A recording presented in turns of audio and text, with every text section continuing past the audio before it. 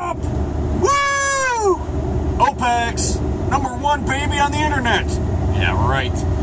Anyways, let's fuck up the internet with this one. I want to talk about something that's been plaguing America, the West, any English-speaking country who has abundance, yet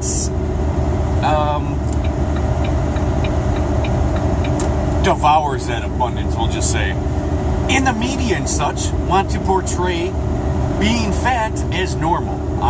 Models, if you're a plus-size model, feel great about being fat. So they would normally, in real life, not glamorize something that, well, is killing you, right?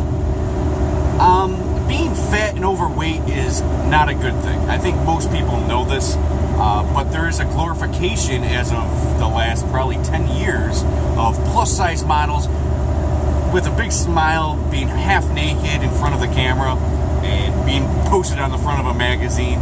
Or, somebody says, I'm fat and I'm okay with that. And all the friends, like if you have a fat friend, when I first grew up, if I had a fat friend, we would call him a fat shit. We'd be saying, you should go on a diet. Even as kids, we knew. And it's not because kids are more ruthless. It's because kids are looking out for each other a little more. Watch my video on bullying. Part 1 and Part 2, please. I'm actually pro-bullying on a lot of aspects. Not in every aspect, but there are occasions where bullying is actually very healthy and can create somebody to become their greatest version through bullying. I'm an example of it. A lot of people are. So going back to the fat people thing, well, everyone wants to say to their friend, oh, you're not fat, and always want to pleasure them for the moment. Put a smile on your face and be like, you're not that fat. If your husband, wife, girlfriend, boyfriend is chubby and you're the significant other, it is your job to whip that person into shape. Try to say it not rude, but try to help them, right? Because that's what you're doing. You're helping them. And if you are encouraging them to be chubby, or like, let's say, no, hon, you don't look fat in that dress, what you're doing is you're not stopping the problem. The problem's going to continue. So for the moment, you are subsiding the problem, right? You don't want to have an engagement where it's hostile or yelling or an argument. You want to make everything's good, haha. Oh, thank you, honey. So for the moment, you're good.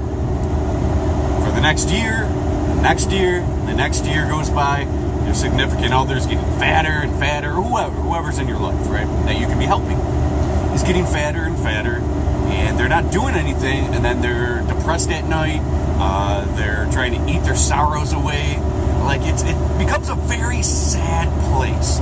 Not to mention what it actually does to your health. Now, when you are fat, you create more weight. You become heavier.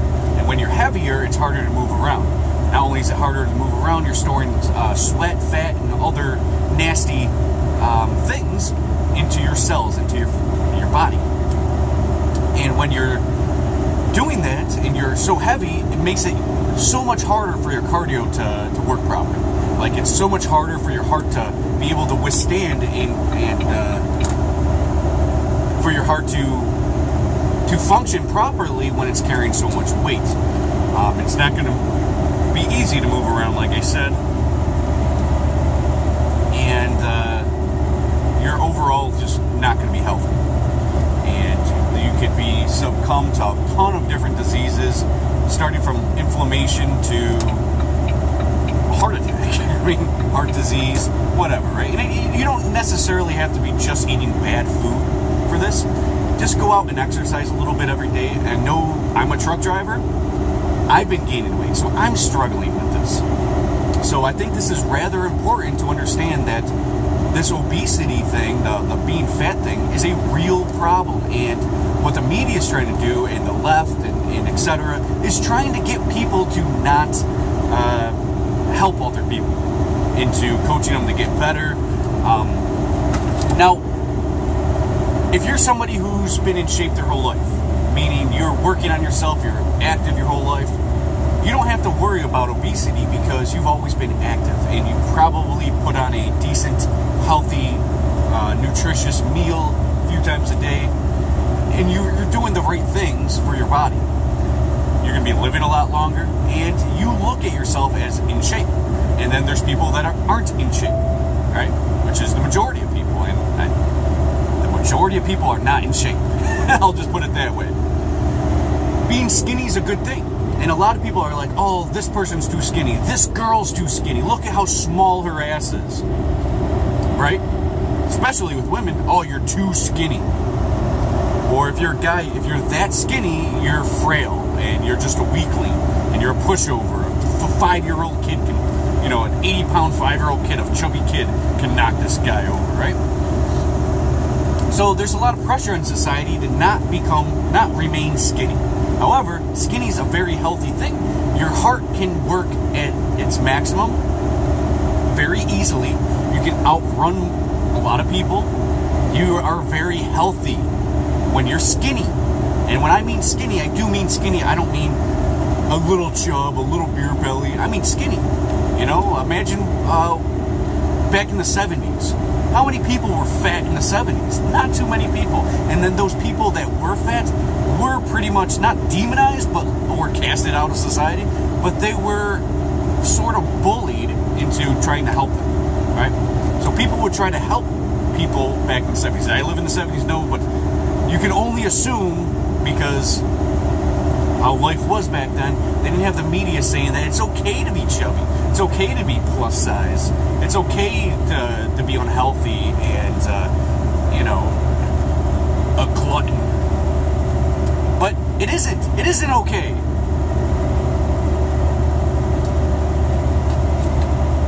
So you hear these stories, especially as a truck driver, of people dying young, and they're fat.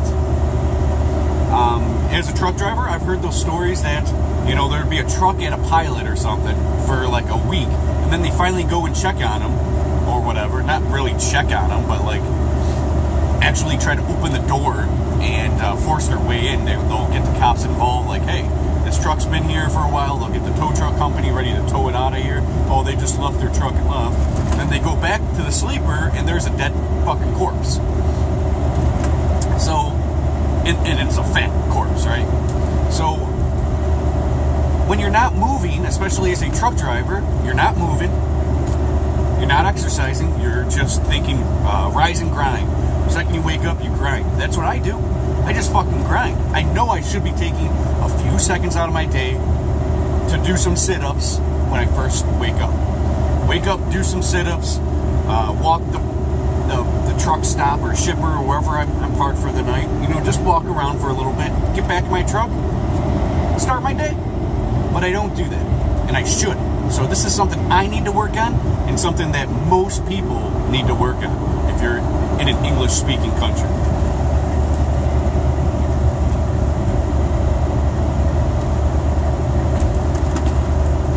I may not look too fat from the top up like this, but I have a belly now, and it is sad. I definitely got the trucker belly going, and that's due to lack of exercise, being out on the road, what you're eating. Like if you're eating McDonald's, there's almost no nutrients in it. So what happens when you're eating McDonald's? Well, it just stays in your belly because you're not moving around, you're not working it off, you're not sweating it out. And all the shit, all the chemicals from the McDonald's burger or chicken sandwich or whatever it is just sticking around. It's just sticking around. And then you're going to have to eat later that day because you get hungry again. Now, I understand as a truck driver that it's tough to find time to exercise, even if it's just walking the lot or whatever, walking around your truck. I see people wake up and they have little 10-pound dumbbells. That's all they have. And they're just exercising right next to their truck. It's not every day I see it, but once in a while I see somebody actually doing this. Or I'll see somebody walking around the lot, and I know you guys see these people if you're a trucker. You see these people, and guess what? These people aren't 400 pounds. Now, there's this misconception when you see like a buff guy at a gym that you already won, dude, go home. right? You don't need to be here. However, the buff guy at the gym wants to be there because they're always improving themselves.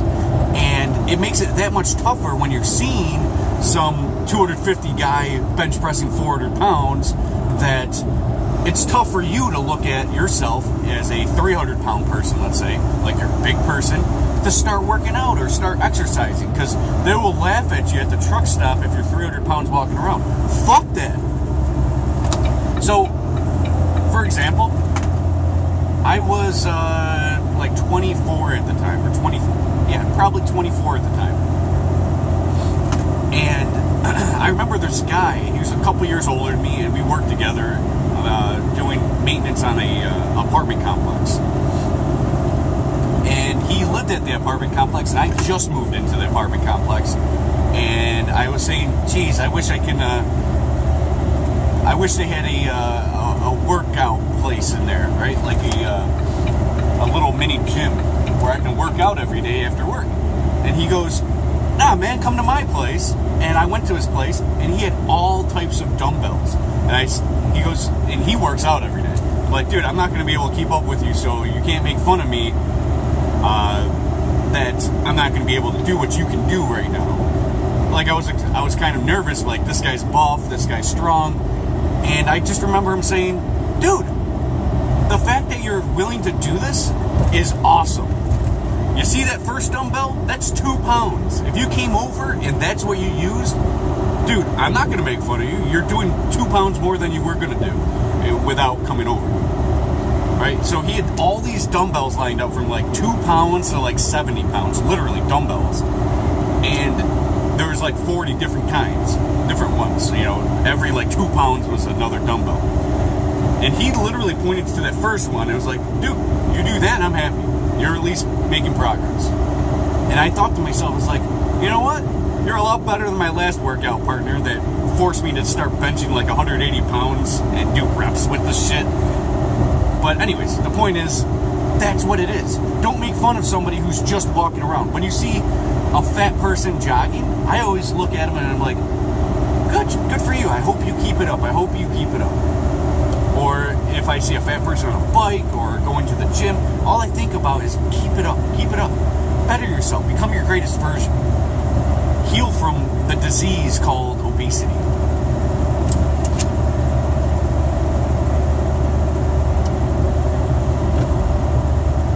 So personally, even though I've gotten a little chubbier, I'm about like 190, probably 195 pounds now. Maybe a few pounds less, but around that area, right? So I'm big, according to me. 2 years ago, I was weighing 155 pounds. So I'm about 40 pounds heavier than I would be if I was healthy. I'm only 5'10", right? 5'10", 155 pounds is very healthy. I know it sounds like that's nothing. No, that's fucking healthy. So, little story about me. If you watch my video, the reason for my motivation, you will know that I had health problems in the past. And some of that had to do with being overweight, let alone smoking and doing drugs and shit like that. I had a heart attack when I was 23. And it was bad. And I almost died. I ended up getting a disease out of it from all the cocaine and all the shit I was doing when I was younger. And the point is, I was a little chubby, and I was doing energy drinks, and I was smoking, and I was doing tons of shit I shouldn't have done.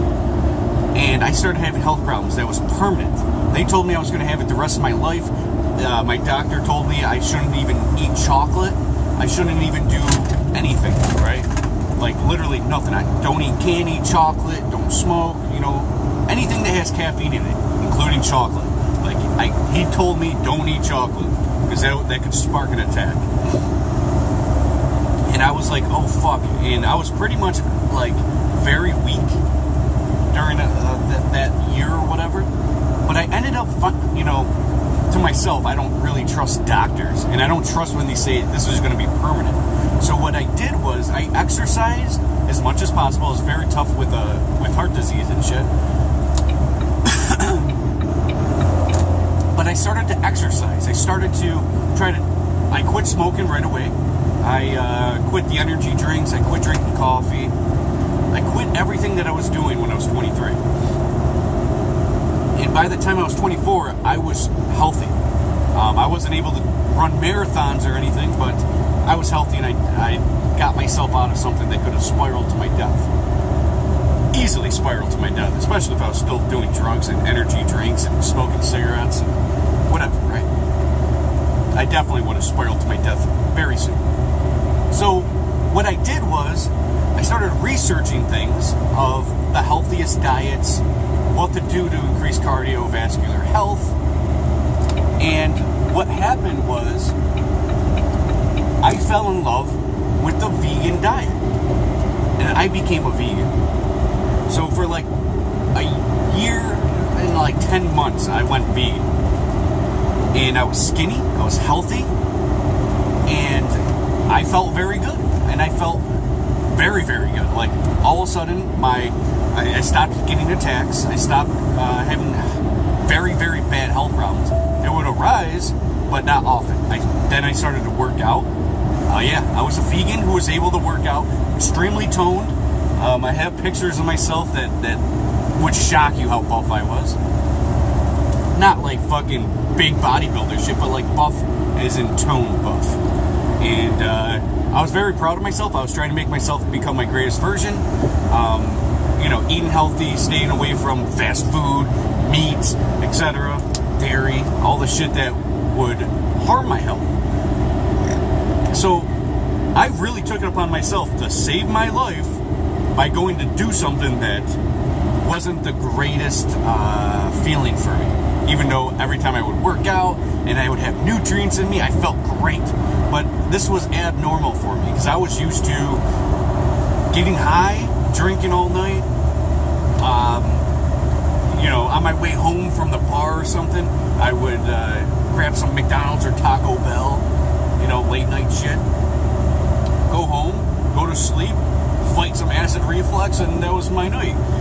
Go from that to working out, to jogging around, to riding my bike everywhere, even back and forth to work, wherever I was going. If I was going to get food at the supermarket, whatever I was doing, everything was healthy, working out, doing crunches, sit-ups, eating healthy, fruits and vegetables, and I felt great. I looked great. My personality was so much better, and I was able to become a better version of myself than I was previously. That was, like I said, spiraling out of control, potential death around the corner. So it is doable. We need to stop looking at ourselves as it's okay, because a lot of times it is not, especially when it comes to fat. Being fat is really, really, really, really unhealthy, and unless you see a rare case of somebody living to their 70s and being fat, chances are it's not going to happen. You might live to your 30s, your 40s, maybe even your 50s, but you're not going to be living till you're 90. You know that. And you're not gonna, and the life that you have isn't going to be as good. It's going to be being sick twice a year. It's going to be, you're not going to be able to move very often. So like, if your friend says, hey, let's go hiking, you're not going to want to do that because it's going to be embarrassing, right? Let alone it's going to be a lot of work, and it's not going to be as fun. Or whatever. That was just an example. You're not going to be able to do things, and then you're going to be stuck in your comfort zone where you're at home, eating your potato chips, watching TV, or whatever fat people do. Sorry. I understand what fat people do because there's a reason why you get fat, and I'm not making fun of fat people. I'm just saying there's a way out, and not to be discouraged about people that would make fun of you, because that's normal. That should motivate you to become better, to become healthier. And let's say you're a father and you're a truck driver and you're getting fat.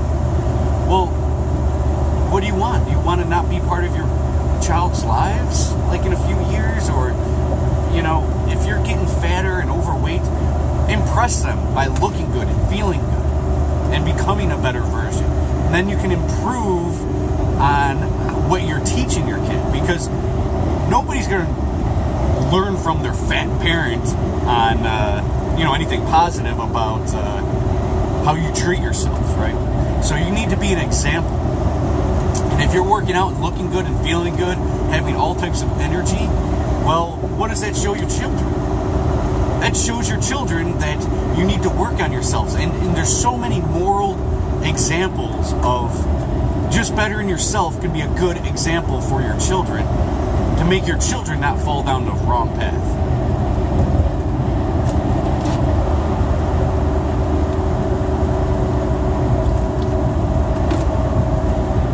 Oh, I love coffee. Alright, so I suggest you eat healthier, you work out, whatever it is, even if it's the 2-pound dumbbells, whether it's just walking around your truck stop, whether it's just walking the dog once a day, whatever it is that's going to benefit you is good, because your body naturally needs to sweat. All the toxins in your body don't get released just through your urethra or your asshole. It gets released through your skin cells.